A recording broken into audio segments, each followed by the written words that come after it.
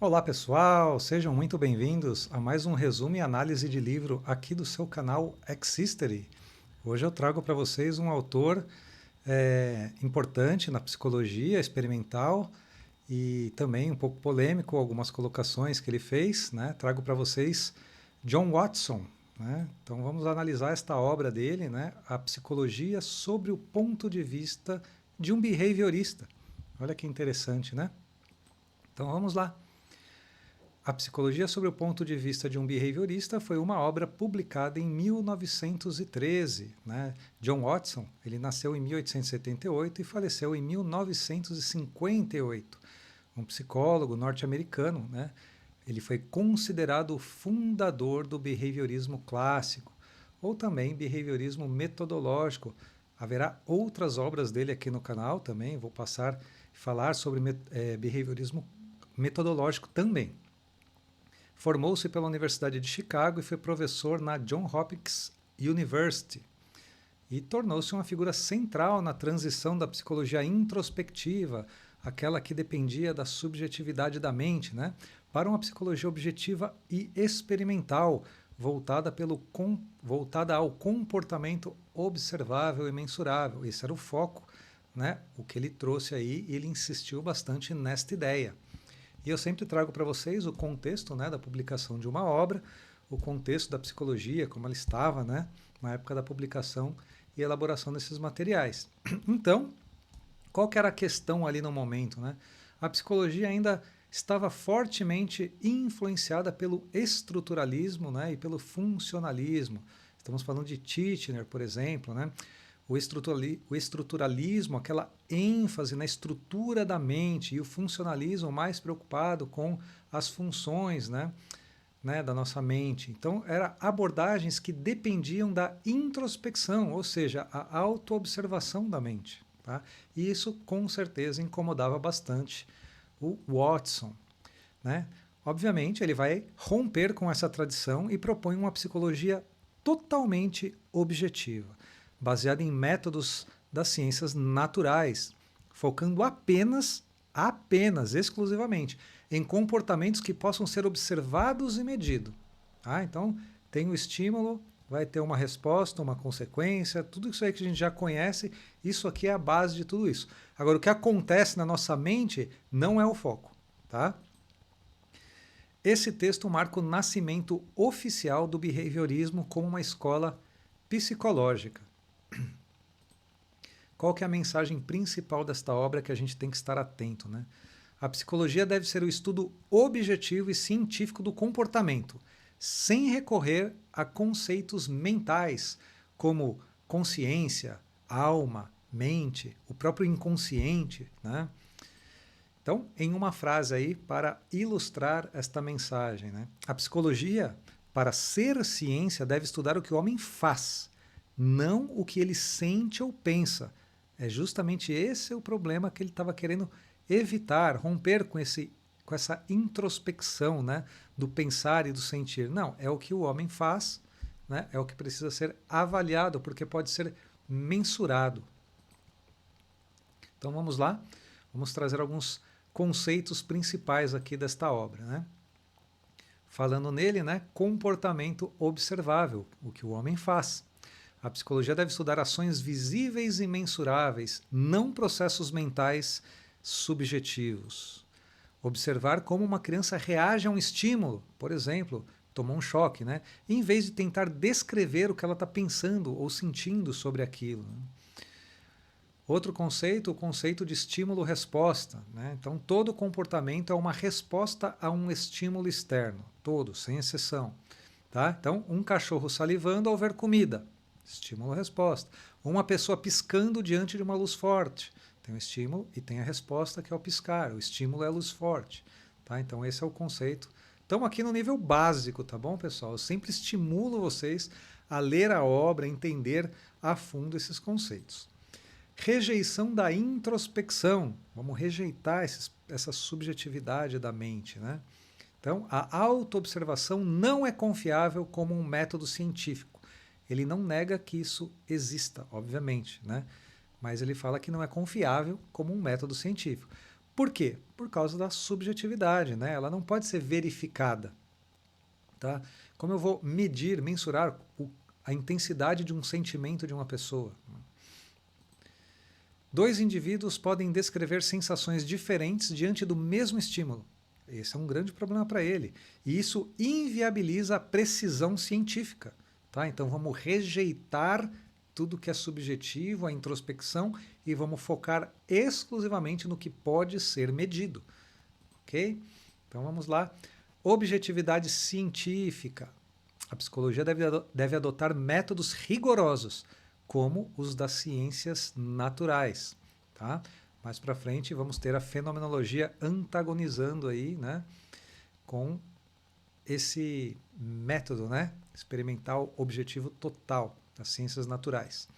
Então, por exemplo, criar experimentos controlados para medir o comportamento humano, assim como se faz com fenômenos físicos. Tá? Então, uma forma faz para a outra também. Aprendizagem por condicionamento.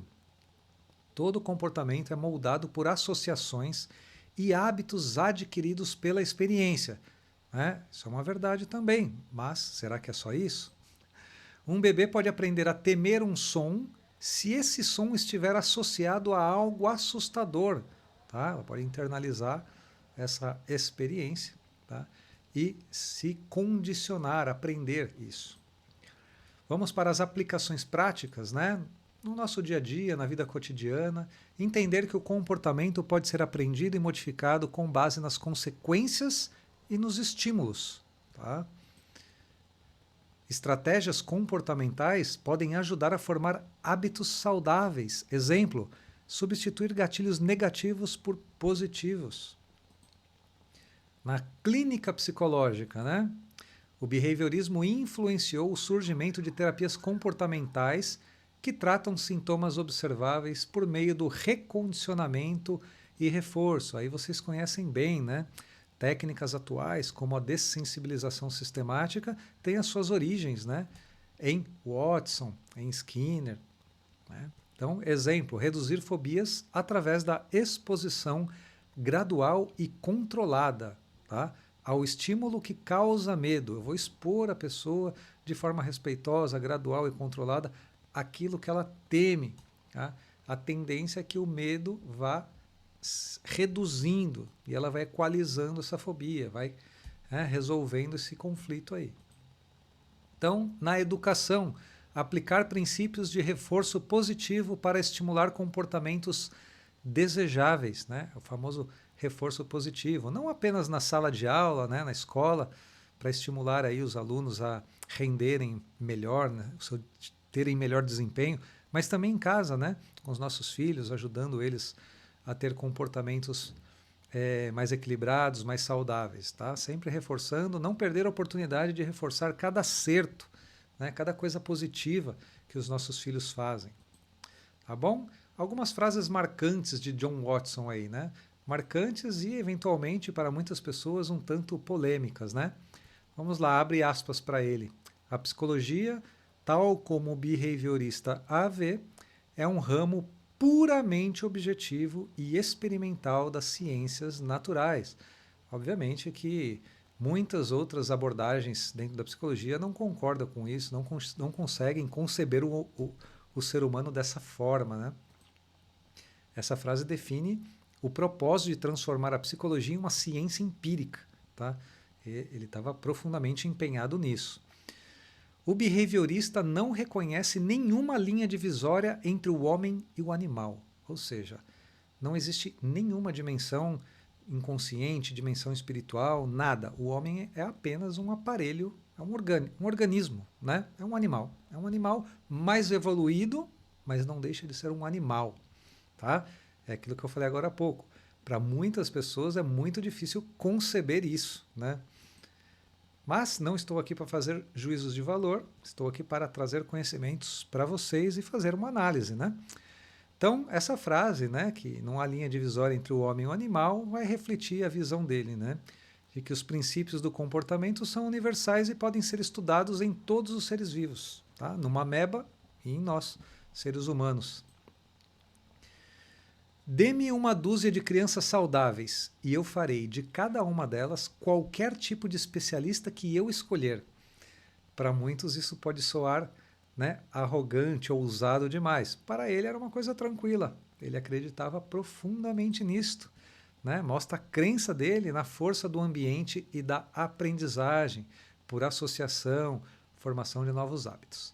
Tá bom? Estamos chegando aí na reflexão final do livro. Né? Este livro ensina que a psicologia deve se basear em fatos observáveis e mensuráveis, como já vimos, né? Colocando o comportamento no centro da investigação científica.